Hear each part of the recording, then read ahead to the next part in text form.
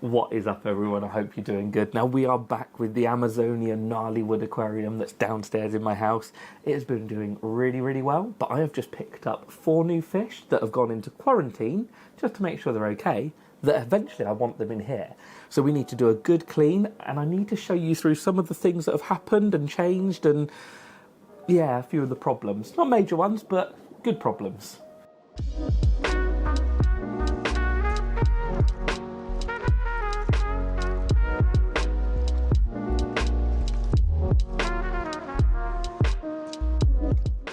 Now, this tank has been running just over a couple of months now, and I've just realised that one of my Savu pods is floated to the front, and it, well, I'm not going to say what it looks like, but it doesn't look overly appealing there.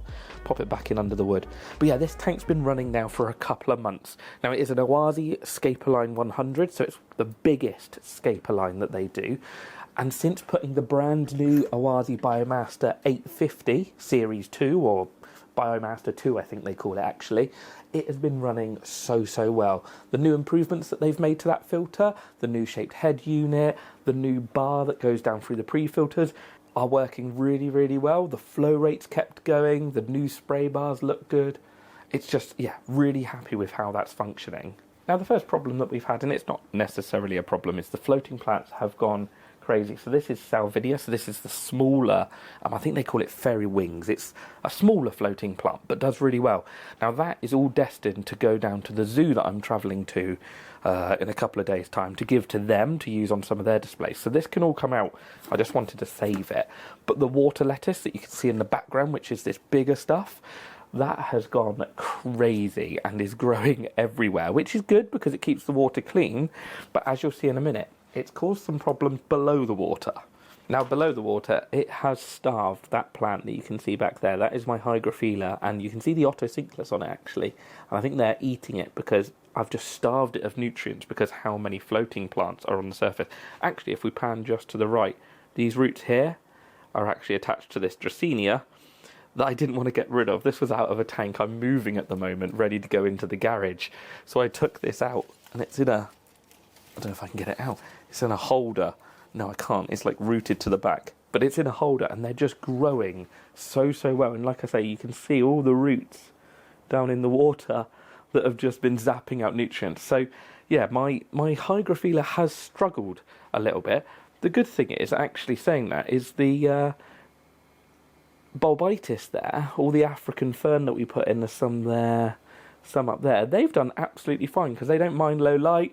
I'm guessing they don't mind low nutrients, so they've been fine. But yeah, that one at the back needs a little bit of love and attention. Now, this will make the tank ultimately very messy to start with at the moment, but you have to, well, crack a few eggs to make a cake, and I think that's how I'm looking at this tank. I need to remove all this floating plant, pick out the good bits, and put them back in.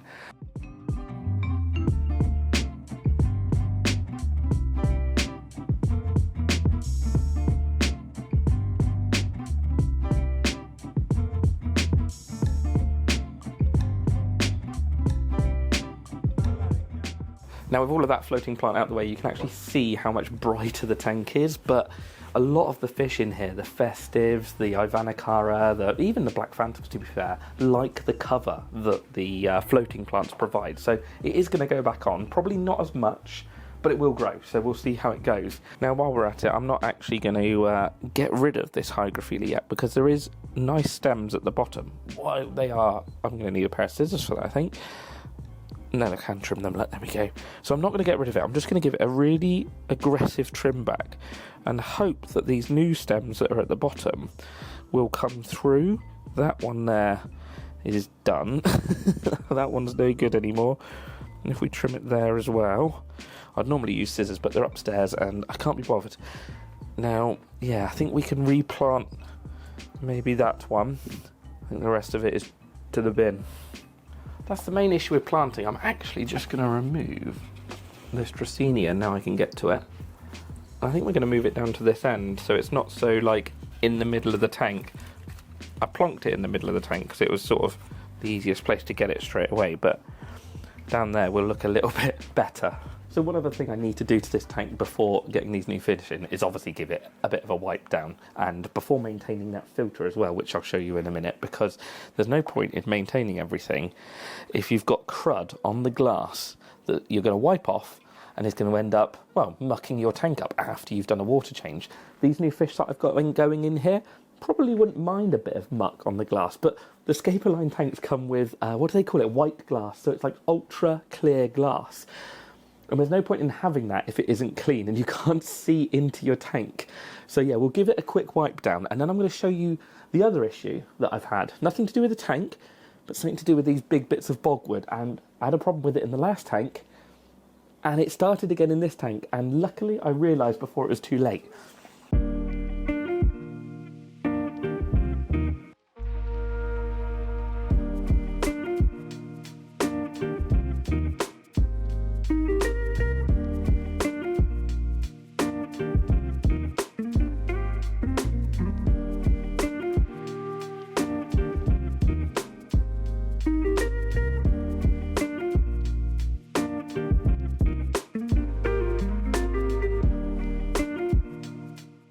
Now, with all the algae, or at least most of the algae cleaned off, I never go too mad, because I've got a group of Otocinclus in there, and they quite like the algae. I never clean the back as well, just to leave them some food. But I can show you the item in my cleaning equipment that fixed the issue that I was going to be suffering with, and that was this, a turkey baster.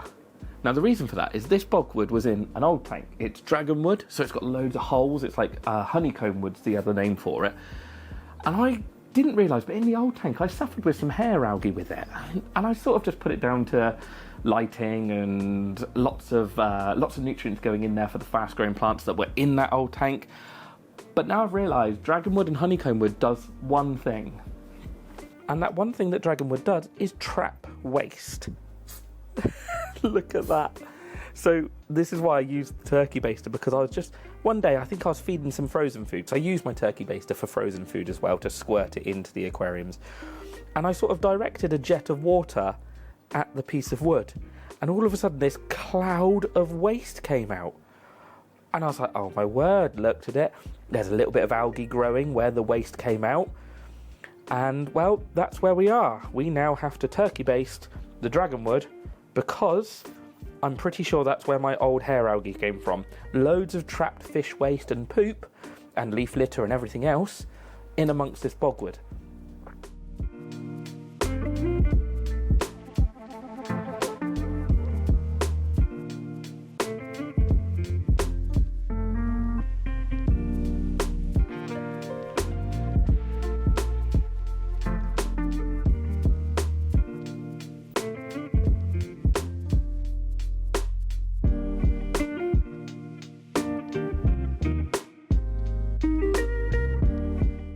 All the ottos seem to like going in amongst the roots of that Dracaena. There must be something tasty growing on it. There's a good little group of them back there as well. So now I've stirred up all of that muck. I'm going to give it maybe 10-15 minutes to settle. Some of it will get caught by the filter. Some of it will settle back out into the gravel. Ultimately, some will end up back in the driftwood. But if I keep doing this week in, week out, and just squirting that water in with the turkey baster, it should cleanse all of it, and it should stop the algae. Actually, I've just spotted. It's a bit hard to pick it up on screen, but that is the startings of some hair algae there on that branch. So just below that branch, it might have been the case that there was a pocket of debris that's causing the algae to grow, because it's not growing anywhere else.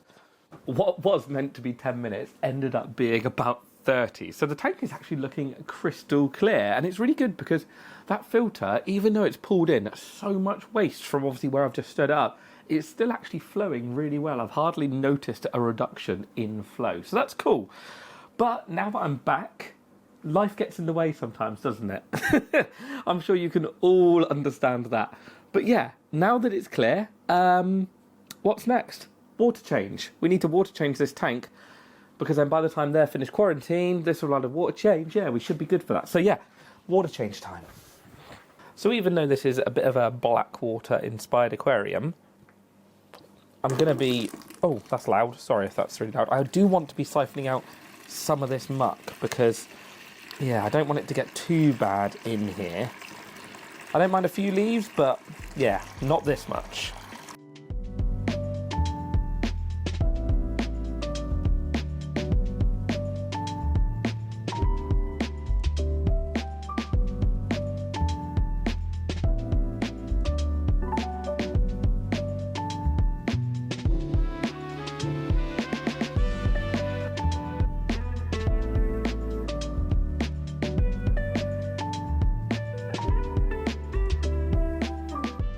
So whilst I've got the tank partially drained, I might as well actually get this pre-filter cleaned out. That's the nice thing with the Biomasters, and this is obviously a Biomaster2, so the newer upgraded version. Because they've got the pre-filter in them, the clean on it takes 10 minutes. A lot of the main foams in the filter don't need cleaning that often, but these funny little cylindrical pre-filter foams, well, you can just take them out quickly and give them a clean off. Let's lock off the water. That can then sit inside there. Nice thing as well, I'm thinking of getting more of these scape-aligned tanks for when I've got the garage. And I keep saying about the garage, it's coming. Painting, decorate, it's all done. But I'm just building up some, I don't know, what am I building up? Tension? Not tension. Hype. No, I'm not. It's just taking a long time. Painting and decorating is boring. And when you're trying to keep this many fish tanks and you're also trying to decorate a garage, it doesn't come quickly. But when the fish garage comes, I'm going to be getting, I think, another couple scape-aligned cabinets. Oh, well, sets, tanks and cabinets. Because they have this shelf. Look at this. Oh, and it just means then that in a normal cupboard, this pre-filter is then still under the cupboard. So when you lift it out, it will be a bit trickier because you've got to get it out of the cupboard. But in a scape-aligned cupboard, you can lift the pre-filter out without picking up the filter whatsoever. And then you can just push it back in if you haven't got junk in behind it, because I'm not very good at keeping my cupboards clean. So I'll just move that and push it back in because, yeah. So it's been about a month since I last cleaned these pre-filters, and I put the bigger ones in. So they are still mucky. I don't know, can you see? Yeah, look at that. You can see where the blue sponges are, all the way up to the brown ones. And yeah, they are quite mucky actually. So they've still caught a fair amount. All I'm going to do is I'm going to be lazy, and I'm going to swap them over for these ones, which is the ones I cleaned out last time. They are a different pore, or PPI as you would call it. So they are slightly finer, so they'll catch more muck, but yeah, not the end of the world. And for anyone who hasn't seen it yet, that is the new spray bar, well, not spray bar, intake bar for the Biomasters. So it's got a lot more holes in it, a lot larger holes, so yeah, it doesn't block up, it lets through a lot more water. Yeah, just all round a good new design for it. Let's get rid of that water and restock it with those orange foam.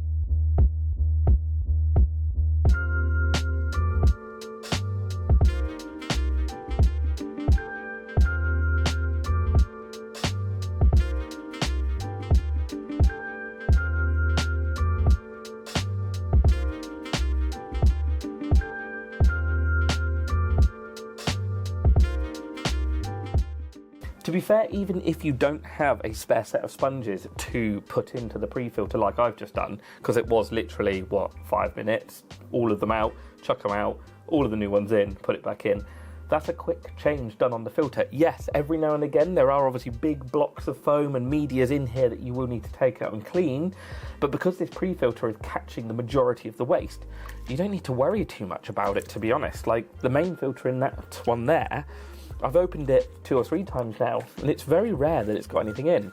But because they're only these little cylindrical sponges, I think you've got 6, I don't think, I know you've got 6, they're in front of me.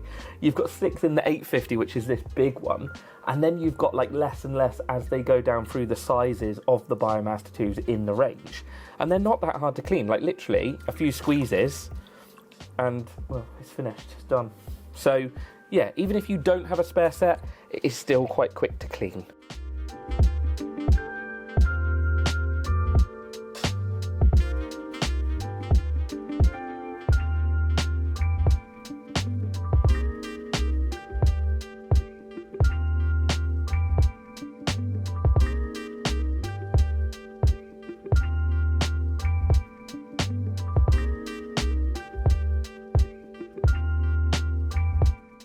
So that's it, the tank's topped back up, we've got floating plants both back into the, what do you call them, like the rings that I made out of air lines, that hopefully will keep them a little bit contained. But if you take your eye off them like I did, as you saw in the start of the video, they just fill this area. So yeah, everyone's looking happy down in here. Festives are out and about. Oh, good lad, look at that, perfect show off. And we've got, where's the Nanacara's gone? Oh, there's one. So there's one of the Ivanacaras, sorry, they were, weren't they? They're not Nanacara.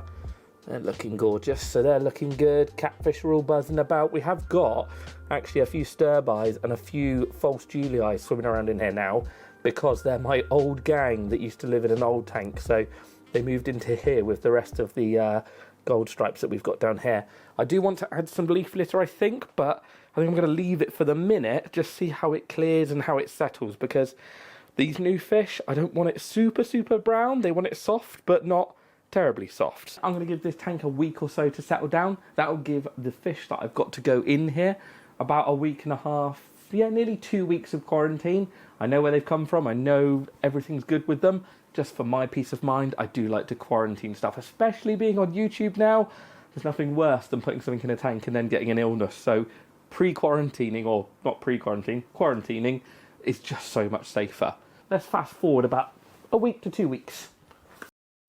So we are back after just over a week now, and the big water change, the big clean, has spurred something on in a couple of the fish that I sort of forgot would happen. But it's pretty much happened every time I've done a water change, so don't know why I forgot that. I'll show you that in a second though, and we've also got some presents for the filter. So everything is looking good in the tank. The tetras are all buzzing about, looking good. Everything's cool. Ivanacara 1 and 2. Catfish are all buzzing about. The one thing that the water change spurred on was these two. Now, a lot of Amazonian species, when the rainy season comes, spawn. And obviously where I've done a big water change, these two have now laid eggs.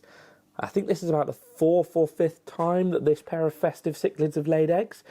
But it does mean they cause a bit of problems, because Festive 3 and 4 are nowhere to be seen. They are currently sort of hiding down in here, and normally there's one. I don't think you can see him, but yeah, he's back there. So yeah, that happened. It's cool. You know, it's no great issue. We just got to keep everyone happy and make sure there's enough territory for everyone. Now, last time they got these eggs to hatch, and they actually had babies for quite a few days, so I'm expecting this time to be even better. They probably keep them for longer and longer every time they have a go at it. So that's fun. And today I'm going to add new fish to it. So yeah, those fish that I'm adding though shouldn't go anywhere near that. They're normally going to be lurking in and around these bits of bogwood. So yeah, I think it will be good. But first, filter. Now, if you've watched the video of me setting up this tank or setting up the Biomaster2, you'd have seen or heard me talk about the new biomedias and the new filtration medias that Oase were going to release. Now, luckily, Oase have been very, very kind, and they have sent me out a selection of medias. Now, there's quite a big range of them, but I've picked out 3 that I think are going to work really well for this aquarium. Now, the first one is the one that we are most familiar with, which is ceramic bio rings. So this is called BioCore. So this is their new bio ring filtration. So it's ceramic filter rings. It's just going to give a really good basis for all the bacteria to live on. So if you want more space for bacteria to grow, and you want to break down more fish waste, or just give better homes for the bacteria to grow, this is going to be a good one. Now, the second one I'm really excited to try is this one, which is pebbles. Now, this is, again, a filtration media that's going to enhance bacterial growth and all of those sort of things. But because they are, hang on, let me grab them out. Because they are tiny, tiny, tiny little balls, you're going to find different water flow going around it. The water's going to essentially get split up into more areas. The water flow is going to be different to what you would get through the rings. Yeah, so this one's a really, really good one. And it's going to be a high surface area because of how small those balls are. So I'm excited to try that too. Then the last one, that is probably the one that I've not used in many, many years. The last time I used it was in a discus tank when, crikey, probably 20 years ago when I was living in a harder water area. But that is peat. Now, peat isn't like a home for bacteria to live on. You'll probably get some bacterial growth on it, but what that's actually going to do is release tannins into the water, very much like putting leaf litter and seed pods and botanicals into your aquarium. But this you can bag up, because they come with bags, I believe. There's the peat, look. Is there a bag in here? Yeah, so you get net bags with it. You just net bag however much you need to, and away you go, chuck it into the filter, and that will start staining your water, that sort of Amazonian tea-stained river colour. So, yeah, I think we're going to get all 3 of these medias in, maybe not all of it, because I don't know if I need a whole 1 litre of bio rings and a whole 1 litre of bio pebbles, but there is a lot of foam and there is a lot of space, and there's some plastic media in here. So I'll probably just have a bit of a play around and see which one we take out. Probably a foam, I think, is probably the best thing. Now, with any new filter medias, it is always worth giving them a bit of a rinse off first before putting them into your filter, because you don't know if there's dusts or muck, especially with the peat. That'll be very, very dusty. Obviously, you don't want to wash it thoroughly. Just a few dunks in water will be absolutely fine, because if you go scrubbing it, you're just going to turn the peat into, well, mush. But yeah, something like the BioPows, it's well worth giving them a rinse, because they can be a little bit dusty. So let's just chuck some of this into here, and we can get them ready to chuck in the filter.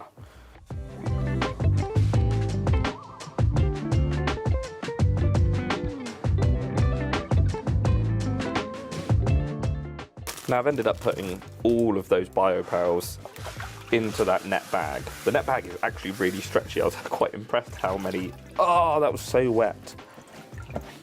What was I saying? Oh my god, that is so damp. Yeah, it's quite good how stretchy those net bags are, because you can fit a whole litre of BioPows in one net bag. And the good thing is, this will mature all that media, so if I'm setting up tanks in the future, I can come in here, take a little bit out, mature a new filter, and just chuck the bag back in.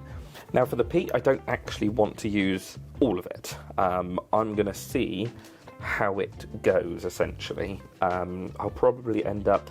I've just realised I tied a knot in that one, but they actually supply you with a zip tie to put on the top, but I completely missed that when I opened the bag. So yeah, what was I saying? Peat. I'm probably going to put... Obviously you don't want to go mad straight away, so I'm probably going to put... What would I be? A few tablespoons in, probably. See how it goes, and then I can always up, not the dosage, but the amount I've got in there over the coming weeks, once I know how stained it will make it.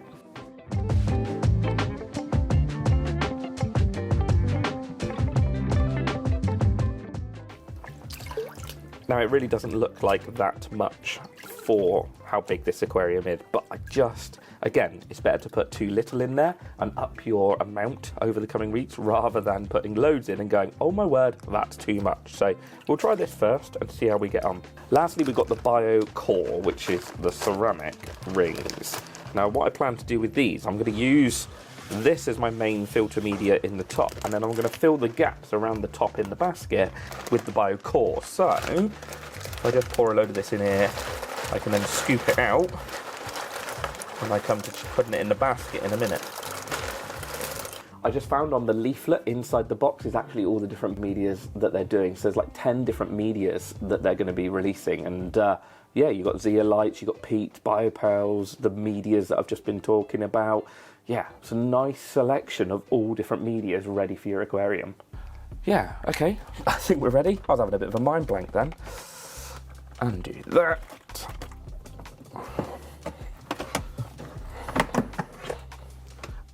Right, we're not doing this time. We've actually got to go into the main filter, so let's get that out the way. Don't be like me, always bring a second bucket. I cannot get that to stand up in that bucket now. There we go.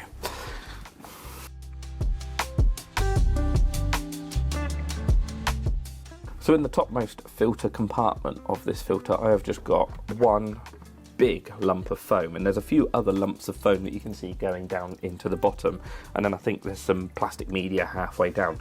So I think all I'm going to do is just remove one lump of foam, and they're really not that dirty, so I'm not going to bother cleaning them. I don't want to disturb the filter too much, and then I'm just going to get that new biomedia into that basket.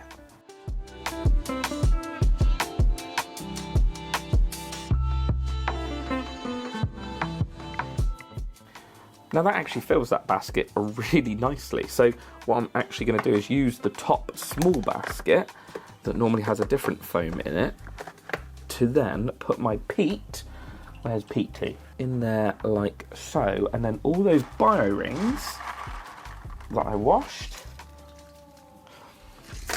I can then just fill this top basket up with those, because then all I need to do is give that a dunk in water, and that will rinse the biomedia straight off.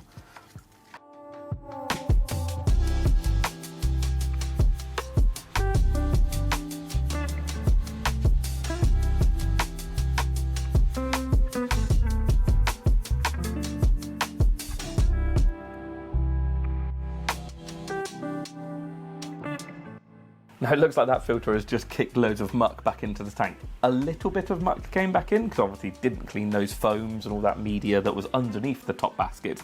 But all of that is actually air bubbles. When you think of those biomedias, all of that's going to have a lot of air trapped in all of the little nooks and crannies and all of the sort of, well, because it's a highly porous surface area, it's going to take ages to let all those air bubbles come through. So we'll let it flow for half an hour, maybe an hour. We'll see when the bubbles stop. Once the bubbles stop, I can go and get the new fish and introduce them in here. But I have just received some new botanicals that maybe we'll put a handful of them in first. So this is the box of botanicals that I've just got. Now in here, there is these. Now these are a really cool leaf that I believe is from the Amazon. So these would be really cool in there. Just a little handful, just to add something different. So I just had a quick look online, and they call them Monet leaves. I don't know why, but they are super, super awesome. I'm assuming they're going to be super floaty. Oh my word, they're hydrophobic. Look at the silver. I don't know if you can pick that up on camera, but they are like silvery. Yeah, definitely going to need to boil these because they are super floaty.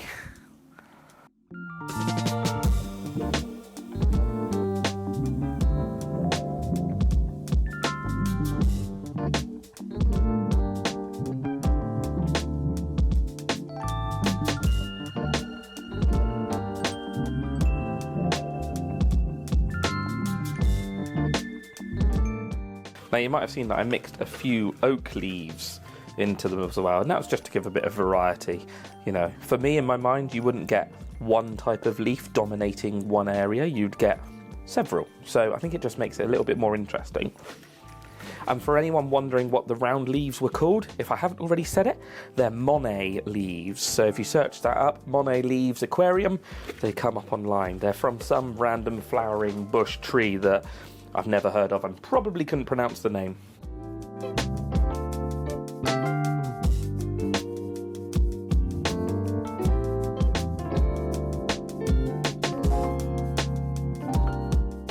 So with the leaf litter in, with the filter maintained, new biomedia into the filter, a good maintenance session running over the last week and a half, 2 weeks, we are ready for these fish. And the catfish that we have chosen is what is known as L201, the Orinoco angel pleco. So they are just stunning. I saw them, I needed them. They are absolutely gorgeous. Now they have obviously been in my care for a little while now, but I still want to acclimatise them because this tank has a lot of wood and a lot of leaf litter, so the pHs, the hardnesses, all of that sort of stuff will be slightly different. So we will give them a quick acclimatisation.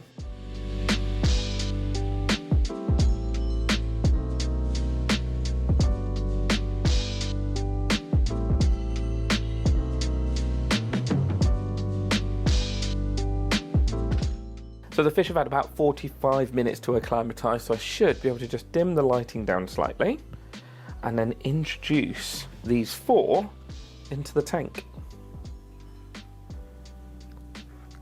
Now in true catfish fashion, they will probably go and hide, but it's not the end of the world.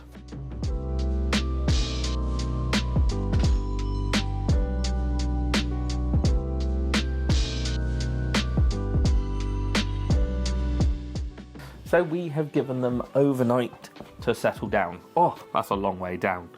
And I thought in true pleco or catfish fashion, I honestly thought they were all going to disappear into the rocks and the wood and never be seen again. But actually, I have spotted them. Spotted, get that? Spotted catfish. That was awful. I've seen them several times over the last, well, over yesterday evening and this morning. And I've actually got one that I can see on a rock there, just in underneath that wood. So they seem fairly active and fairly sort of outgoing already. One thing I do want to mention about plecos and suckermouth catfish and things like that is actually their dietary requirements. And it sounds a very boring subject, but so many people buy plecos, I suppose you would call them, suckermouth catfish, as an algae eater. And these guys look a bit like an algae eater. They've got that big disc mouth, they go along, they sort of go on the glass every now and again. And you, or most people new to the hobby, go, oh, it's a suckermouth catfish, it eats algae. Very few suckermouth catfish are true algae eaters, like pure algae eaters. They will eat anything, they will scavenge anything. And these guys in here are a bit more protein based, I guess you would say. They're going to really enjoy things like, you know, standard catfish pellets over algae wafers, or even cichlid pellets sometimes. And then frozen foods, things like brine shrimps and blackworm and bloodworm and mysis shrimp, all of that. A really good mixed meaty diet will do these guys better than feeding them algae wafers. They'll eat one maybe once in a while, every now and again, as a bit of a supplement to their diet, but really you do have to look at the care requirements and the food that you're feeding a catfish before getting it, because there are so many varied diets. There are ones that are true, not carnivores, I suppose, but maybe carnivores. I don't know how you'd describe it, but yeah, they are pretty much meat eaters. They will just love prawn and cockle and mussel and things like that. And then you've got things like panax that are completely different to the meat eaters. There is such a varied collection of suckermouth catfish. If you're buying one, look at their requirements, research them online, see what other people are feeding them. There's some great websites out there that really focus in depth on catfish. Find out what they're eating and just make sure you're getting the right one for you and for your situation, because it is an easy fish to starve because they'll disappear into the rock. You may not be feeding them the right food. And yeah, anyway, the rest is history. Last night the eggs hatched, and I came down this morning and all the eggs had gone, and I was like, oh well, you know, someone's moved in overnight and eaten them. No, they hatched, and now Mummy and Daddy Festive cichlid have got them up on the wood, and they are true little wiggling fish. They are now hatched, so we'll see how they go. Like I say, I think last time they got them to 4 or 5 days. Maybe this time they can get them to a week or so. We'll just see what happens. It's a quieter tank. There's less fish in here. I'm hoping that this will spell that they can actually maybe get some to adulthood, but I don't really need 100 Festive cichlids. Anyway, I hope you've enjoyed it. I think it is the good majority of fish in here now. I don't think we're going to go much more, but I am thinking of a small shoaling fish to go in this top reaches. I've got my eye on something, but I just don't know if I want to. And it's not hatchet fish, before anyone says, because they would just ping out the top and they'd be all over the floor, and that wouldn't go well. So yeah, I don't know if I want to or not. I don't know if I want to focus on the Festives having babies and maybe giving them a bit of peace and quiet, or getting another fish species in there. Yeah, I can't work out. Anyway, as always, I will see you in the next one. My knees are hurting because I'm old, and yeah, have a good one.